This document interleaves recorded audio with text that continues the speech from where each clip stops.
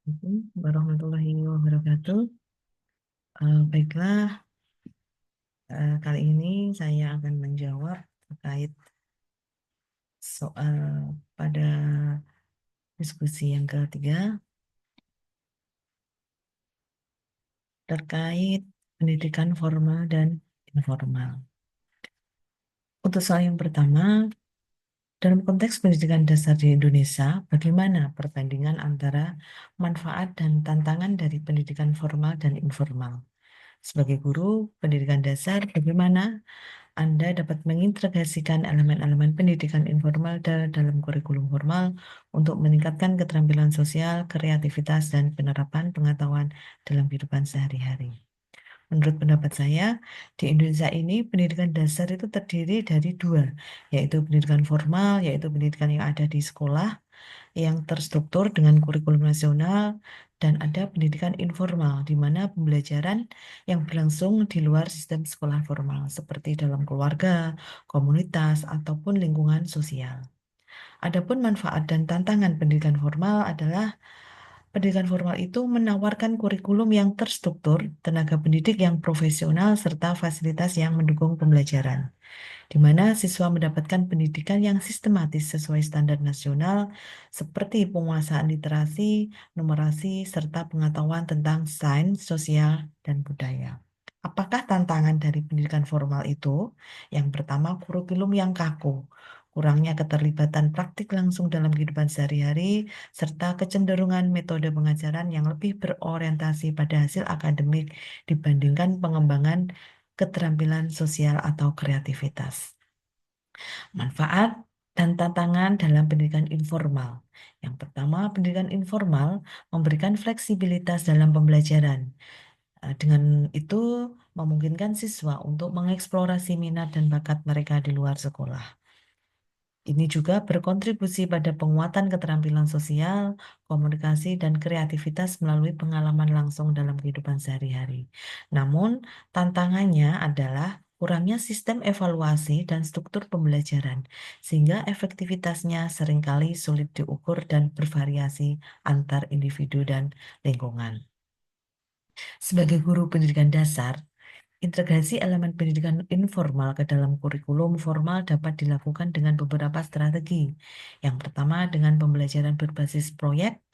Contohnya, di sini siswa diajak untuk membuat proyek penelitian sederhana tentang lingkungan di sekitar mereka, seperti mengamati dampak sampah di sungai atau membuat produk daur ulang. Hal ini memungkinkan mereka menerapkan ilmu sains dalam kehidupan nyata sekaligus melatih kreativitas dan kepedulian sosial. Yang kedua, pembelajaran kontekstual. Contohnya, guru mengajarkan matematika dengan simulasi belanja di pasar, di mana siswa belajar menghitung uang, kembalian, membandingkan harga, menawar harga, membuat anggaran sederhana. Hal ini dapat membantu mereka memahami aplikasi matematika dalam kehidupan sehari-hari. Contoh yang ketiga dalam kegiatan ekstrakurikuler dan kolaborasi dengan komunitas, yaitu dengan mengadakan kegiatan membaca buku di taman bersama masyarakat, mengundang narasumber dari berbagai profesi untuk berbagai pengalaman, atau bekerja sama dengan organisasi lokal untuk kegiatan sosial. Untuk soal yang kedua, pendidikan formal dan informal itu memiliki peran yang signifikan dalam pembentukan karakter dan keterampilan siswa di tingkat pendidikan dasar. Namun di Indonesia masih banyak anak-anak yang mengalami kesenjangan dalam akses terhadap pendidikan formal. Sebagai guru, bagaimana Anda dapat berperan dalam mengatasi tantangan ini, terutama untuk siswa yang mungkin memiliki keterbatasan akses terhadap pendidikan formal? Bagaimana pendekatan Anda untuk memastikan bahwa pendidikan informal juga dapat memberikan kontribusi positif bagi perkembangan mereka?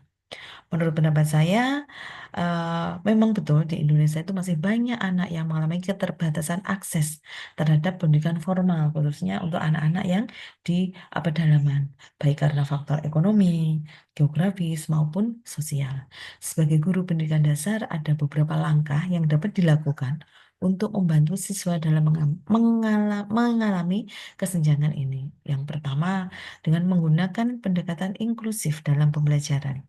Yang kedua, guru harus memastikan bahwa metode pengajaran bersifat inklusif dengan memperhatikan siswa yang memiliki keterbatasan akses atau kebutuhan khusus. Sebagai contoh, jika ada siswa yang jarang hadir karena kendala ekonomi, guru dapat memberikan materi digital atau video pembelajaran sederhana yang bisa diakses di rumah.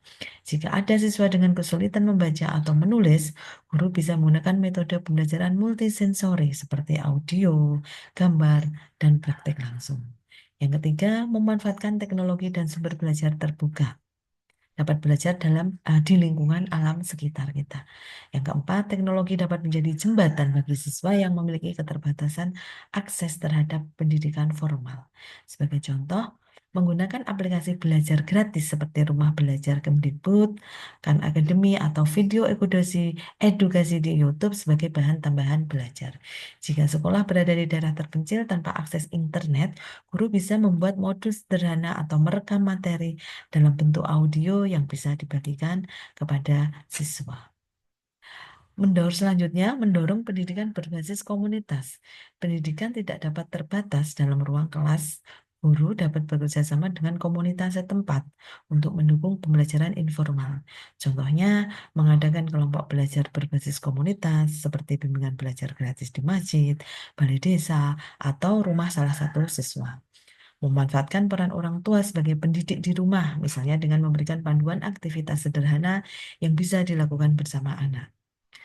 Yang keempat, menanamkan budaya literasi dan belajar mandiri. Guru dapat membantu siswa mengembangkan kebiasaan belajar yang tidak hanya tergantung pada sekolah formal. Contohnya, membuat tantangan membaca buku, di mana siswa dapat berbagi cerita tentang buku yang mereka baca di rumah. Mendorong siswa untuk membuat jurnal harian tentang pengalaman mereka yang bisa menjadi sarana refleksi dan pembelajaran yang lebih personal. Demikian pendapat dari saya. Terima kasih atas waktunya. Assalamualaikum warahmatullahi wabarakatuh.